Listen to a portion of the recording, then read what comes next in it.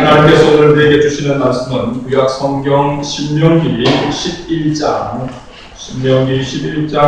8절에서 17절 말씀까지 봅니다. 구약 성경 279쪽,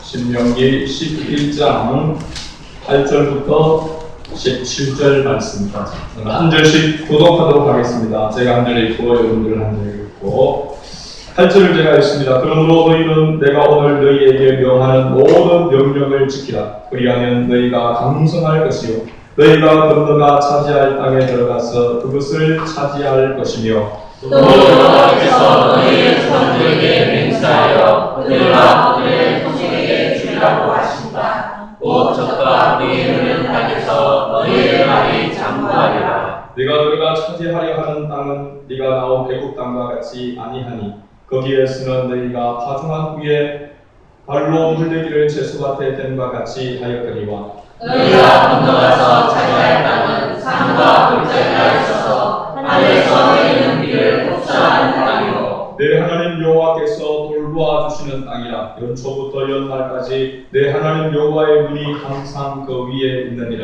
내가 오늘 너희에게 명하는 내 명령을 너희가 많이 순종하고 너희 하나님 여호와를 사랑하여 마음을 다하고 뜻을 다하여 섬기면 여호와께서 너희 땅에 이른 비 늦은 비를 적당한 때에 내리시리니 너희가 곡식과 포도주와 기름을 얻을 것이요 또 가축을 위하여 그의 풀이 나게 하시니 내가 먹고 배부를 것이다. 16절 17절은 같이 있습니다. 너희는 스스로 삼가라. 그렇건대 마음에 미혹하여 돌이켜 다른 신들을 섬기며 그것에게 절함으로 여호와께서 너희에게 진노하사 하늘을 닫아 비를 내리지 않게 땅이 소산을 내지 않게 하심으로 너희가 여호와께서 주신 아름다운 땅에서 속히 멸망할까. 아멘. 할렐루야. 인사 나눕시다. 잘 오셨습니다. 지난번처럼 우리가 인사합시다. 당신을 보니 힘이 납니다. 할렐루야. 저에게 위로가 되고 격려가 되고 힘이 되어지는 그런 우리 많은 가족들이 될 수 있기를 주님의 이름으로 축복합니다. 오늘 하나님의 복을 누리는 비결이라고 하는 제목으로 함께 이 시간 은혜를 나누고자 합니다. 애굽의 속박 가운데서 애굽의 노예 아래에서 430년 동안이나 종살이하던 이스라엘 백성들이 하나님의 특별한 은총으로 말미암아 모세를 지도자로 세워서 애굽에서 출애굽하게 되어진 것, 이것은 하나님의 엄청난 축복인 줄로 믿습니다. 우리나라도 마찬가지죠. 일제 36년 강점기를 거치고 해방이 되어진 것, 이것은 정말로 엄청난 축복인 줄로 믿습니다. 어떻게 보면 오늘 우리 살아가는 세대가 그것을 잘 알지 못해서 그렇지만 그 강점기 가운데에서 수탈을 당하고 말할 수 없는 그런 엄청난 개인적으로, 가정적으로, 국가적으로 엄청난 그 고통을 겪은 그런 분들은 정말로 얼마나 자유를 얻게 되어진 것, 해방을 갖게 되어진 것이 얼마나 큰 은혜인지, 얼마나 큰 축복인지 알게 될 것입니다. 이스라엘 백성들이 430년 동안, 30년도 아니고 430년 동안 애굽의 종살이로, 노예살이로 이렇게 하다가 하나님의 은혜로 말미암아 자유를 얻게 되고 해방, 그것도 하나님께서 그냥 자유를 허락한 것으로만, 자유하게 한 것으로만 끝나지 아니하고 약속의 땅을 허락해서 그 약속의 땅에 들어가 하나님과 더불어 하나님을 경배하며 섬길 수 있는 복을 주신 것, 그것은 엄청난 큰 복이라고 할 수 있습니다.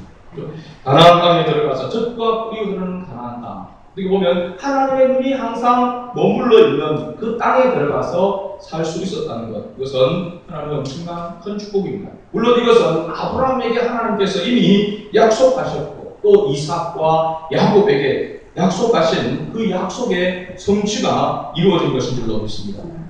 그런데 이 놀라운 축복, 어떻게 보면 오늘을 살아가고 있는 우리에게 있어서 영적의 이유를 본다면 바로 애굽에서 나오게 되어서 가나안 땅에 들어가게 된 것, 애굽에서 나온 것 그 자체가 바로 구원인 줄로 믿습니다. 애국을 우리가 세상, 죄로 이렇게 비유를 한다면 거기에서 자유하게 되어졌다, 해방을 얻게 되어졌다고 하는 것은 구원을 얻은 것과 같은 것입니다. 근데 하나님께서는 이 구원을 허락한 이 백성이 하나님이 주시는 그 복을 누리며 살아가기를 하나님은 너무나도 원하신다는 사실입니다.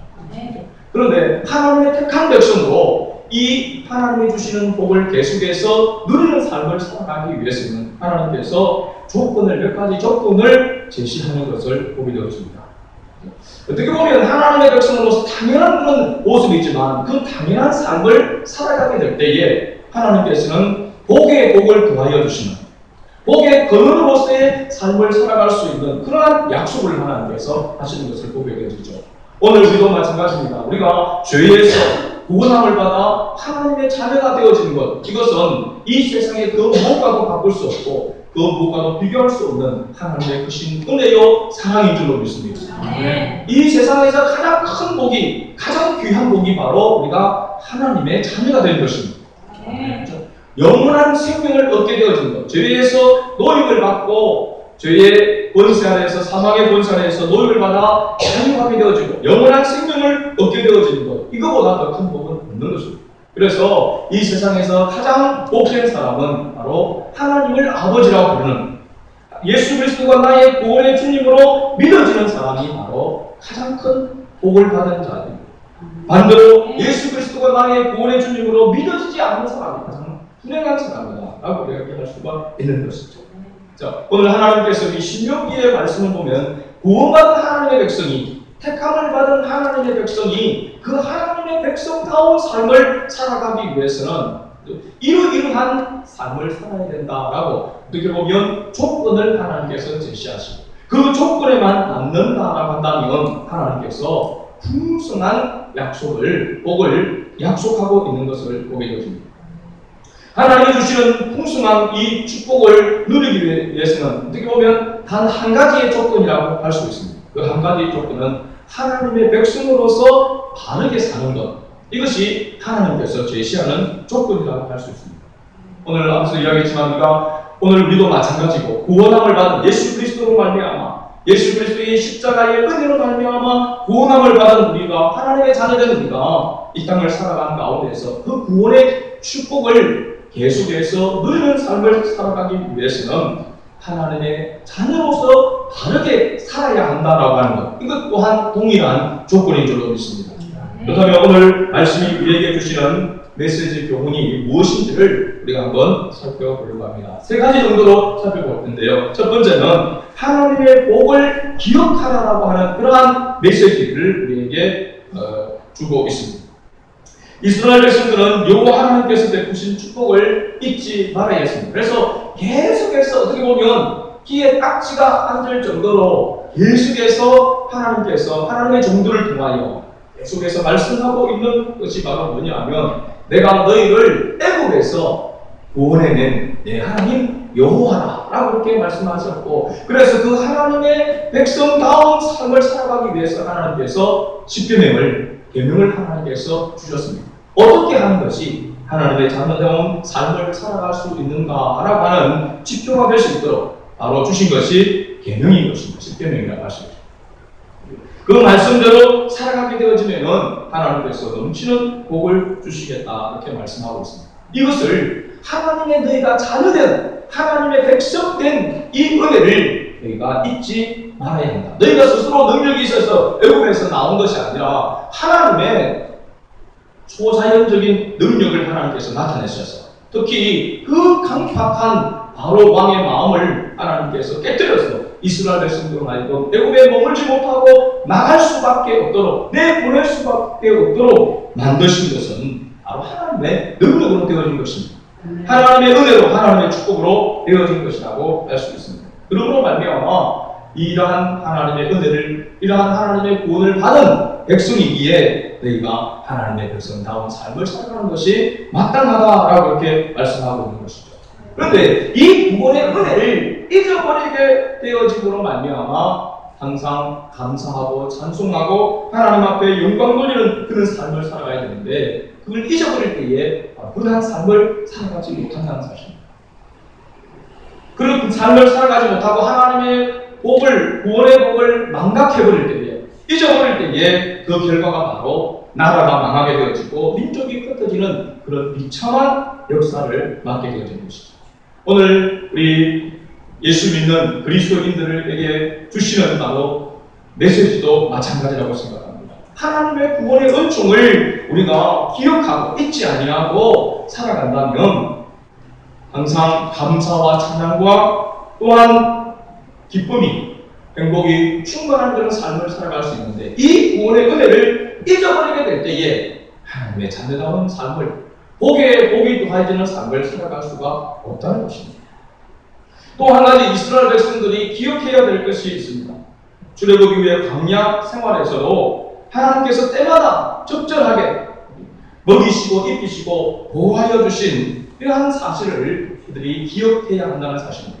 그냥 하나님께서 출애굽하고 애굽에서 나오게 하는 것으로만 끝나고 이제는 너 알아서 해라 이렇게 내버려 두지 아니하시고 광야 40년 생활 가운데서 그들이 40년을 지냈을 때에 신발이 헤어지지 아니한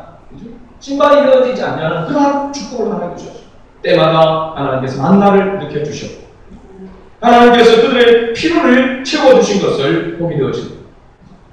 그러한 은혜를 내가 잊지 말아야 된다. 또 더 나아가서 가나안 땅에 들어가서 그 가나안 땅에서 하나님께서 그 풍성한, 어떻게 보면 여러분 이스라엘 백성들이 출애굽해가지고 광야 생활하는 가운데 모세가 시내산에서 두 돌판을 받고 내려올 때에 그들이 무엇을 만들고 경배하고 있었습니까? 송아지 우상을 만들어서 경배하고 있었습니다. 그렇죠? 애굽의 신이 송아지, 소를 섬기고 있었다고 하는 사실입니다. 왜 그럴까요? 왜 그 애굽의 신을 그들이 원하고 있고 그 애굽의 신과 같은 그런 신이 하나님이라고 그렇게 이야기했을까요? 그것은 애굽은 이미 농경 문화가 많이 발달되어져 있었단 말이죠. 그러니까 소가 무슨 일을 합니까?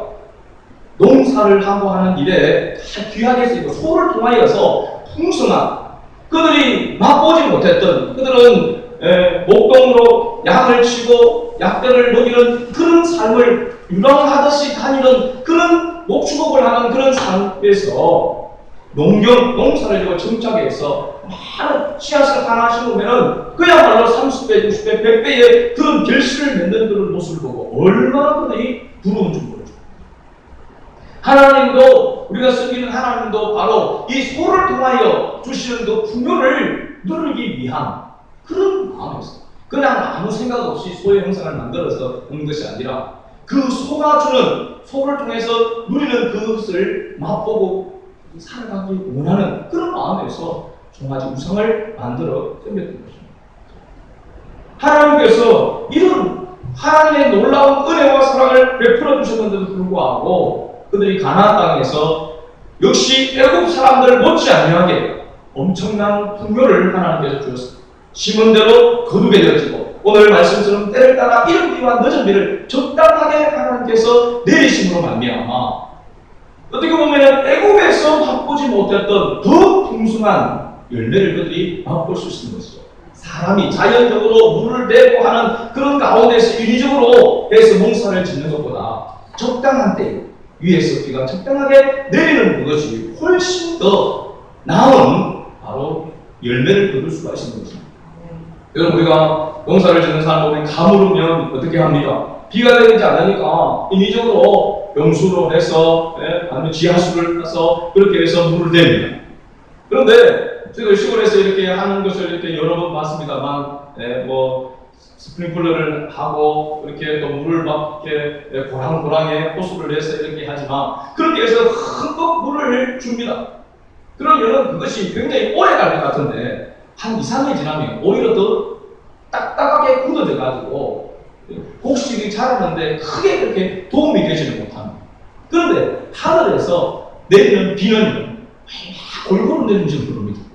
적당하게 그렇게 많이 내리지 않아도 곡식에 적당하게 이렇게 내려질 때에 훨씬 더 곡식이 더 잘 자란다는 하는 사실입니다.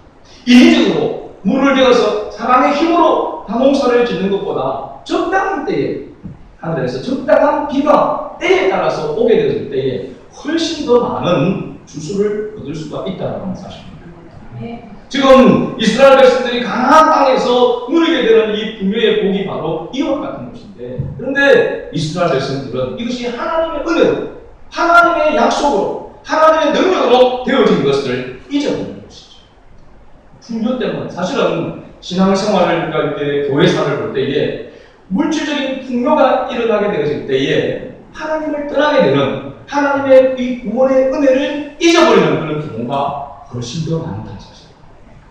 유럽파에도 마찬가지고, 기독교가 복음이 들어갔을 때에 왕성하게 그렇게 되어졌던 그런 나라들이 쇠퇴하게 되어지는 그 이유를 보게 되어지면 물질의 풍요와 밀접한 관계를 맺고 있다는 사실. 조금 먹고 살만하면 하나님 없이도 살 수 있다라고 하는 그런 원래 인간의 죄악된 본성이 일어나는 것입니다. 힘들고 어려울 때는 하나님 아니면 안 된다라고 하는 그런 마음을 가졌다가 그냥 어느 정도 이제는 뭐 살만하니까 뭐 하나님의 은혜 없이도, 그래서 우리가 그런 사람들 이야기를 듣잖아요. 교회를 다니다가 다니지 않는 사람, 아이고 뭐 하나님 교회 나가다 안 가니까 시간도 많고 뭐 그렇게 뭐 좀 뭐 지나도 뭐 특별한 그렇게 뭐 큰 일이 없고, 다닐 때도 뭐 여러 가지 일도 많이 생기고 사고도 많이 생기는데 뭐 안 다닌다고 해가지고 이 정도면 뭐 그냥 견딜만하다. 그러면서 처음에는 조금 두려워하다가 나중 지나면 그런 두려운 마음도 없어지고 그냥 오히려 이것이 더 낫다라고 생각하는 것입니다. 그것이 바로 발 맞은 심령이 되어지는 것이죠. 하나님 은혜에서 멀어지고 있습니다. 우리가 하나님을 떠나도 인위적으로 이 땅에 먹고 사는 그런 문제에 자연적인 그런 은혜로서 살아갈 수도 있습니다. 그러나 하나님의 자녀로서 하나님을 기쁘시게 하는 일은 절대로 할 수 없는 것이죠. 하나님의 은혜를 떠나서는 절대로 하나님을 기쁘시게 하는 삶을 살아갈 수는 없다는 하는 사실을 꼭 기억해야 됩니다. 먹고 살기 위해서 존재하는 것이 아니라 우리의 존재의 가치는 하나님을 기쁘시게 하고 하나님을 영화롭게 하는 것이 우리의 존재 가치라고 하는 사실입니다. 그러니까 여러분 교회 안 다니고 그래서 잘 먹고 잘 사는 그런 모습을 보면서 전혀 부러워할 일이 아니라고 하는 사실입니다. 하나님과는 전혀 상관없는 삶을 살아가는 것이 하나님 앞에서 쓸 때에 하나님께서 판단하시는 것입니다. 오늘 우리가 하나님의 자녀로서 하나님의 자녀다운 삶을 살아간다는 것이 얼마나 중요한지, 그래서 우리가 하나님의 은혜를 잊어서는 안 됩니다. 하나님의 은혜를 잊는 사람들은 하나님을 떠나게 되어진다는 사실입니다. 그래서 보면 하나님의 은혜를 잊어버리면 감사 대신 뭐가 나옵니까? 원망과 불평이 나오게 되었습니다. 원망과 하나님의 은혜를 잊어버리면, 사람이 은혜를 잊어버리면 원망과 불평이 나옵니다. 하나님의 은혜를 잊어버리면 하나님에 대해서 원망과 불평이 나오고, 사람들도 사람들과 관계 속에서 베풀어 주시는 은혜를 잊어버리면 불평이 나옵니다. 부모한테도 이런 마찬가지입니다. 부모의 은혜를 잊어버리게 되어지면 부모를 원망하게 되어집니다. 부모가 나를 낳아준 것만으로도 부모는 공경의 대상이 들어 있습니다. 그런데 그 낳아준 은혜, 나에게 생명을 주고 이 땅에 태어나게 해주신 그 은혜를 잊어버리는 순간 나에게 해준 게 뭐고? 다른 사람은 집을 한 채 사주는데 뭐 내한테 해준 게 뭐고? 나는 내가 본분을 가지고 학교 다니고 이러면서 대쓰는 것입니다. 특히 이 때가 언제쯤 잘 나타나냐면요, 40대 중반 되면 나타납니다. 제 뭐 부끄러운 얘기지만 제 바로 위에 누나가 남편이 이제 내용이 장모님입니다. 장모님이고 또 뭐 사회적으로도 뭐 공무원으로서의 이제 직위가 올라갈 수 있는 단계에 올라가 있는데 어느 순간에 보니까 너무 말이 안 되는 소리를 하더라고요. 그러고 보니까 언제부터 이야기 나오냐면 중학교 다닐 때부터 이야기를 끄집어내가지고 교복도 언니가 물려 입었고 하면서 뭐 해줬느냐고 이렇게 이야기하더라고요. 한테 시험에 대해 약간 우울증이 그때 얻는 겁니다. 갱년기 증상이 나타나는 거죠. 그죠? 그러다 보니까 아니 이제 80 넘은 엄마가 뭐한테 뭐 어떻게 하겠습니까? 그렇다고 해서 뭐 세상만 가지고 있는 것도 아니고 돈을 줄 수 있는 것도 아닌데, 그런데 막 이렇게 해준 게 뭐냐, 나중에 보니까 얼마나 유치한지 참기름을 다 이렇게 우리 어머니가 담아서 이렇게 주는데 참기름 자기 병은 작더라고. 그걸 가지고 그게 섭섭해가지고 야 이럴 수 있나. 근데 나중에 다시 이제 은혜 가운데서 회복되어져 가지고는 사과를 하고 용서를 이렇게 구하더라고. 우리가 하나님의 은혜를 잊어버리게 되어지면 하나님을 향해서 하나님 나에게 해준 게 뭐냐고 그렇게 하면서 하나님 앞에 원망하고 불평하게 되어집니다. 그러면은 하나님을 떠나게 되어진다는 사실입니다. 교회 안에도 마찬가지입니다. 은혜를 잊어버리면 사실 우리 교회에서 내가 잘나서 내가 혼자서 살아간다고 생각합니까? 아닙니다, 여러분. 우리 모두가 함께 기도하고 함께 위해서 염려하고 걱정하고 기도하고 서로 돌보고 하는 그런 가운데서 한 지체가 되어서 세워져 가는 것입니다. 내가 조금 뭐 좀 잘나고 내가 조금 더 가지고 하면 뭐 내가 뭔가를 했어 그렇게 되어지는 거 교회가 움직여간다. 그런 사람들이 들어 있습니다. 크게 11조를 막 엄청나게 이렇게 하고 뭐 어떤 행사를 하면 가장 크게 뭐를 하는 사람들 보면 내가 이렇게 합니다. 내가 하면 교회 안 된다 이렇게 얘기합니다. 그 노래 때 참 안타까운 그런 이야기를 들었습니다.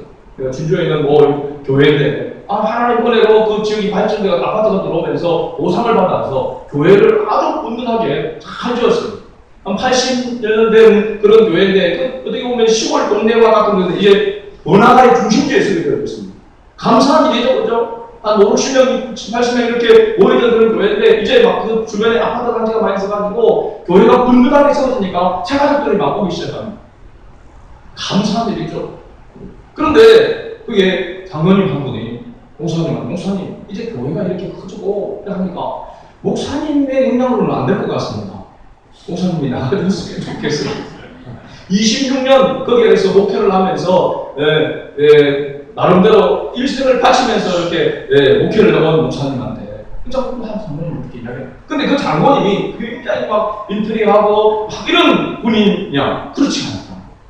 본인도 무식하고 본인도 그 동네에서 그렇게 자라면서 별 볼일 없는데 사실은요. 그런데 이제 물론 교회를 생각하니까 새로운 사람들 오니까 교회가 더 그렇게 인간적으로 생각하는 부분이 염려하고 걱정하는 부분이 이해가 되죠. 그러나 그렇게 해서 교회가 세워져 가는 것이 아니라고 하는 사실. 그리고 원망하고 불평하니까 와서 목사님이 저인데 이제 같은 동문이라고 이야기를 하시는데 너무 많이 힘들어하시고 고민이 되어가지고 염려하시면서 그렇게 하시더라고요. 교회가 그렇게 세워지게 되어지면 목회자는 더 염려하고 더 생각하게 되어지는 것입니다. 내가 이런 교회를 이렇게 앞으로 새가족들이 많이 오는데 지금까지 목회하던 그런 모습으로 이걸 감당할 수 있을까? 먼저 염려하고 걱정하고 생각하는 것입니다. 그런데 그런 건 안중에 없고 그냥 겉으로 보이는 거예요. 껍데기가 좀 달라졌다고 해가지고 뭐가 그렇게 본인이 다 달라지는 것입니까? 아니잖아요. 감사해야죠. 감사는 참으로 목사님이 이렇게 20년 정도 함께 이렇게 목회해보니까 이런 날도 있네.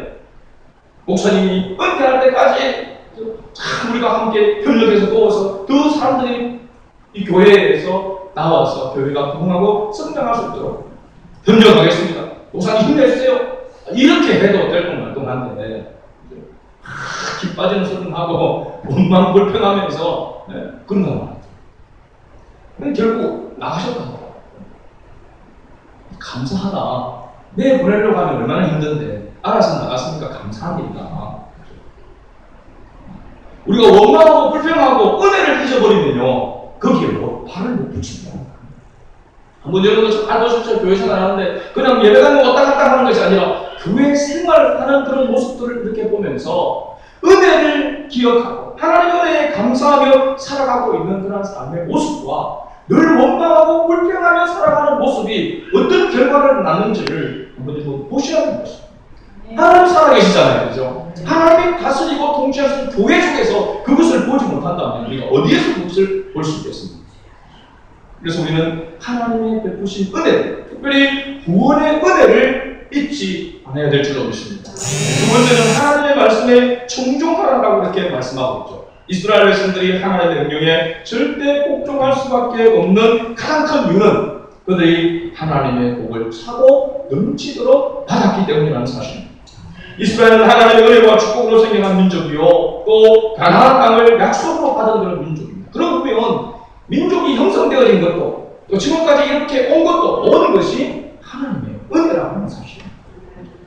위로 하나님을 쳐다보면서 하나님을 의지하면 풍성한 복을 받아 누릴 수 있는 그런 민족을 하나님께서 삶 속에서 생활 속에서 하나님께서 나타내 주시는데도 불구하고 조금 살만하면 조금 뭔가 자기 뜻대로 되어지면 하나님 없이도 살 수 있을 것 같은 그런 마음. 그래서 하나님의 말씀을 하나님의 뜻을 따르는 것보다는 자기 뜻을 따라서 나아가려고 하는 그런 모습을 가지고 있다. 이것이 바로 이스라엘 백성들의 모습 속에 있었습니다. 그래서 하나님은 오늘도 말씀 가운데서 보게 되어지면요, 이스라엘 백성들에게 하나님께서 이 말씀을 지키도록 하기 위해서 얼마나 철저합니까? 이마에다가 또 문설주에다가 하나님의 말씀을 늘 가까이 할 수 있도록 그렇게 했습니다. 적어도 목회를 하면서 중요하다 생각하면서도 가면 갈수록 하나님의 말씀이 얼마나 중요한지. 그래서 주일학교에도 제가 요한복음 1장을 암송하도록 하기 위해서 지금 오늘 1절부터 이렇게 암송하고 다음 주 2절, 3절 이렇게 암송하고 태초에 말씀이 계십니다. 이 말씀이 하나님과 함께 계셨으니 이 말씀은 곧 하나님이십니다. 말씀이 곧 하나님이시라. 그러니까 우리가 하나님을 만나고 하나님과 동행하는 삶을 살아가기 위해서는 말씀이 없이는 하나님 동행하는 삶을 살아갈 수가 없다라고 하는 사실입니다.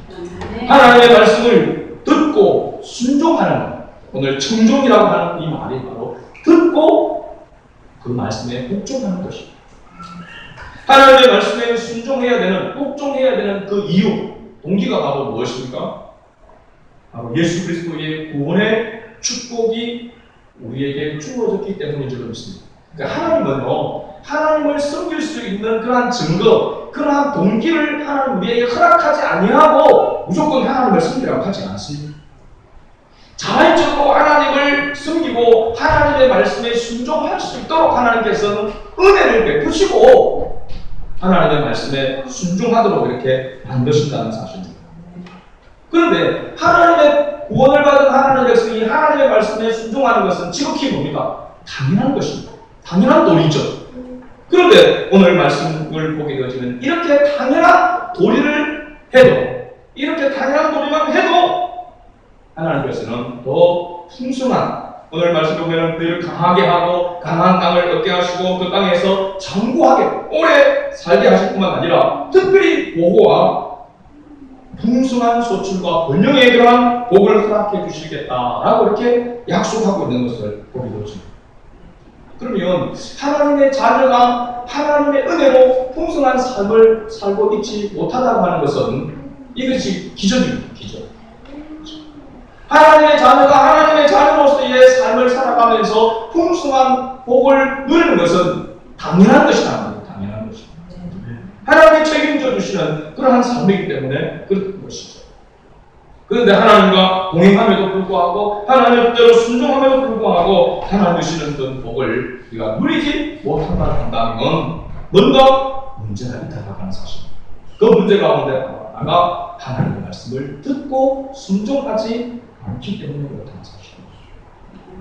하나님의 말씀을 듣고 순종하는 것 얼마나 중요한지 모릅니다. 강하게 하시고 성공하게 하시고 풍성한 소출과 번영을 허락해 주시겠다고 말씀하고 있습니다. 그러므로 오늘 우리 민정 성도들은 지금 이제 아시안 게임이 시작이 되었습니다. 개막에서 시작되었는데 그 아시안 게임에 참여한 대표 선수들이 상을 얻기 위해서 예비된 그 상을 받기 위해서 메달을 따기 위해서 진력하는 것을 모습을 보여줘. 온 힘을 다해서 그래서 태릉 선수촌에서 훈련하는 그런 모습을 가끔 이렇게 보게 되어지면은 막 타이어를 막 이렇게 굴리고 줄을 타고 올라가고 하는 그런 모습들, 이런 것들, 산악 후보 이렇게 하는 그런 모습들, 정말로 그냥 일반적으로 사람들이 할 수 없는 그런 훈련들을 이렇게 하게 되죠. 뼈를 깎는 그런 수고와 애를 쓰면서 나아가고 있습니다. 메달을 따기 위해서. 이 땅에 영광을 주는, 명예를 주는 그런 메달을 따기 위해서도 그렇게 전심전력하면서 수고하고 애를 쓰는데, 우리가 하나님 나라의 상급, 약속된 그 상급을 바라보면서 우리가 그냥 시시하게 그냥 별다른 애쓰는 것이 없이 이렇게 한다면 결코 이 복을 차지할 수가 없다라고 하는 사실입니다. 오늘 말씀 우리가 읽었지만 하나님 앞에 하나님께서 우리에게 요구하시는 그런 모습이 어떤 모습입니까? 13절 말씀을 같이 한번 봅니다. 내가 오늘 너희에게 명한 내 명령을 너희가 많이 청종하고 너희의 하나님 여호와를 사랑하여 마음을 다하고 뜻을 다하여 섬기면 마음을 다하고 뜻을 다하여 섬기면 하나님의 뜻을 따라서 마음을 다해야 되죠. 마음을 다하는데도 하나님의 뜻이 아닌 것을 마음을 다하게 되어지면 엉뚱한 것으로 가는 것입니다. 그래서 하나님의 말씀을 청종해야 되는 것이 중요하다고 하는 것은 하나님의 뜻을 따라서 마음을 다해야 되고 하나님의 뜻에 힘을 다해야 되는 것입니다. 그래야만이 하나님께서 약속된 복을, 하나님 약속하신 복을 누릴 수 있다는 것입니다. 마지막 세 번째는 하늘나라 가나안 땅을 소망하라라고 하는 메시지입니다. 이스라엘 백성들은 하나님의 말씀을 거역함으로 인해서 광야 40년 동안 유랑 생활을 하게 되었습니다. 그런데 이것이 하나님의 말씀에 불순종한 그러한 것으로 인해서 징계를 받게 되어진 것이지만 실제로 보면은 하나님께서 이스라엘 백성들을 멸망시키기 위해서, 멸절시키기 위해서 40년 광야 생활을 허락한 것이 아니고 이스라엘 백성들을 하나님의 백성으로, 하나님의 백성 다운 모습으로 성숙시키기 위해서 하나님의 연단이 있었다고 하는 것을 알 수가 있습니다. 마치 부모가 자녀를 바로 세우기 위해서 사랑의 배초리를 드는 것과 같이 광야는 바로 이스라엘 백성들의 훈련장이고 40년 세월은 바로 연단의 기간이었던 것입니다. 그러므로 우리가 하나님을 섬기며 경외하며 나아갈 때에 우리의 믿음이 성숙되어지고 하나님의 기뻐하시는 모습으로 나아갈 때에 반드시 훈련의 과정이 있어야 된다는 사실입니다. 근데 그 훈련의 과정 없이 우리는 뭔가를 얻으려고 하는, 열매를 따려고 하는 그런 운을 범할 때가 많죠. 그래서 많은 사람들이 착각하는 그 부분이 뭐냐면 훈련의 과정은 끝이지 않냐고 그냥 기도 한번 하고 열매를 따먹으려고 이야기하죠. 그거는요, 열매가 주어졌을 때에 감사하면서 먹는 것입니다. 열매를 내가 기도 한번 하기에 열매를 내가 따먹으려고 하면 그건요, 하나님을 무시하는 것입니다. 하나님은 그 열매를 맺기까지, 열매를 주시기까지 하나님은 반드시 훈련의 과정을, 연단의 과정을 허락하신다는 사실입니다. 신앙생활하는 모습들을 이렇게 보게 될 때에 믿음의 성숙을 한 단계, 한 걸음 이렇게 옮겨가는 그런 모습을 볼 때에 반드시 연단의 과정, 훈련의 과정들을 거쳐야 한다는 사실입니다. 10년, 20년 생활해도 그 훈련의 과정을 거치지 않으려고 하는 사람은 절대로 잘하지 않습니다. 열매가 없습니다. 그래서 교회에서 우리가 훈련의 과정이 바로 여러분 봉사요 승기입니다. 예배도 마찬가지로 예배도 봉사와 승기, 예배도 훈련입니다. 기도의 훈련, 말씀의 훈련, 봉사와 섬김의 훈련, 예물도 여러분 훈련입니다. 여러분 11조 내는 것도 훈련입니다. 여러분. 11조를 처음부터 여러분 딱 그냥 예서 냈습니까? 처음부터는 예를 들어서 10만을 내야 되는데 이 10만을 내는 내가 도저히 살갈 수 없고 마음은 원이라도 육신이 약하구나 만 원을 냅니다. 그러다가 믿음이 성숙되어지면 하나님 것이 하나님의 것인 걸 당연한 것으로 여기게 되어지면서 그 예물에 드리는 것도 헌금도 훈련되어질 때 나중에는 이번 드리는 기쁨을 누리게 되는 것입니다. 11조를 구별해서 드릴 때의 그 뿌듯함과 그 감사, 이걸 맛봐야 돼요. 늘 뭐 이건 내 것 띠가 내 살을 하나님이 떼가시는구나. 그래서 막 그냥 막 별로별 떨지 말고 하나님 앞에 감사할 수 있게 바랍니다. 드리는 기쁨이죠. 하나님이 주셨으니까 하나님께 드리는 그 기쁨을 맛봐야 돼요. 근데 그것이 하루아침에 되어진 것이 아니라는 사실입니다. 훈련의 과정들을 거치죠. 그래서 사실 우리 주일학교 아이들 보면 참 훈련을 잘 받고 있습니다. 감사의 조건을 따라서 감사의 못 드리고 또 11조를 용돈을 받았고 또 이렇게 명절에 용돈을 받아서 이렇게 11조를 떼어서 이렇게 바꾸고 하는 거면요. 11조가 주일학교 제가 보니까 주일학교가 이 숫자적으로 많습니다. 금액은 절대 안 되죠. 감사금도요 주일학교가 많습니다. 그래가지고 감사금도가 감사한 거죠. 어릴 때부터 잘 이렇게 훈련받아서 나중에 어른도 당연히 감사해야 되고 당연히 하나님께서 구별해 드려야 된다고 생각합니다. 당연히 주님과 하나님 앞에 나와서 예배 드려야 되는데 더 예배를 잘 드리기 위해서 더 주님 앞에 헌신하기 위해서 힘쓰고 애쓰는 그런 모습으로 훈련되어지는 것입니다. 그냥 뭐 처음 나오는데 뭐 가뭄에 공단에 처음 나온 사람이 그렇게 뭐 툭툭 이렇게 합니까? 못합니다. 아무리 해도 그 하나 그러면 가능합니다. 할 수가 없어요. 못합니다. 훈련의 과정이 있어요. 기도도 마찬가지죠. 기도하는 훈련 적어서 해보기도 하고 막 이렇게 하다가 기도하게 되어지게 되고 그렇게 훈련이 되어지는 것이 그런 기도 누구 하면은 감사함으로 기도가 조금씩 나오는 거지. 우리 가정 예배를 들으면서 제 아들도 그렇게 이야기하더라고요. 아빠는 그냥 기도하면은 바로 붕 나온다. 그냥 그냥 나오고 저는 뭐 그런 어려움이 없었겠습니까? 기도하라 하면 하나님 연하고 뭐 머물거리면서 진땀 빼고 흘린 적이 없었겠습니까? 그 과정들이 다 있었단 말이죠. 부르짖어 기도하는 그런 훈련, 그런 과정들 가운데서 동성기도에 동성기도 못하는 분들도 많습니다. 목회자들은 하나님이 뭐 크게 외치라고 하는 들으시나 묵상해도 하나님이 아시는데 그러면서 훈련하지 않은 사람은 동성기도를 못한다니까요. 그래서 뭐 부교육자 청빙하는데 조건에 보면 동성기도를 30분 이상 할 수 있는 자. 왜? 금요 철회 때 부교육자 나와서 막 기도에 인도하는데 못하니까. 훈련도 안 된 사람은 못하는 거예요, 여러분. 쪼야 해갖고 그냥 마이크 끕니다. 그렇게 된다니까요, 진짜. 훈련이 이어지지 않으면 안 되는 것입니다. 모든 일에, 여러분 교회 생활 가운데 하나님을 섬기며 말씀을 따라 충족하는 일에 반드시 훈련의 과정이 필요하다는 것입니다. 그래서 뭔가를 이렇게 나에게 맡겨주시고 그렇게 하면은 나는 할 수도 없는데 나는 부족한데 그래도 하나님 은혜 가운데 나를 성숙시키고 내 믿음의 성장을 위해서 또 이렇게 허락하시는구나. 감사합니다. 내가 최선을 다하겠습니다. 내 힘으로 안 되니까 하나님 기도하면서 최선을 다하겠습니다. 또 나에게 조언을 해주시고 도와주셔서 내가 잘 감당할 수 있도록 힘을 보태달라고 그렇게 하게 되어지는 것이죠. 그런 자세가 되어야지. 그렇지 않냐고 훈련만 말을 하면 그냥 막 화를 내고. 그래서 우리 주차님들 가운데서도 여러분 기도하는 훈련을 하셔야 됩니다. 기도하는 훈련도 하시고 적어서 하면 됩니다. 지금 다 적어서 지금 하시잖아요. 안 적어서 하면요 제 설교할 시간이 없습니다. 너무 많이 해보게 되기 때문에 처음에 또 해나오면요 끝을 못 맺습니다. 예수님이 이렇게 어디 간 적이 없어요. 생각이 안 나가지고 계속 돌고 돕니다. 그럼 얼마나 안타까운지 아십니까? 그러니까 적어서 훈련이 되어질 겁니다. 그래서 적어서 적었다고 여러분 안심합니까? 적어서 여러분 나와가지고 읽으니까 잘 되든가? 보고도 못 읽습니다. 제대로 훈련이 안 되어 있습니다.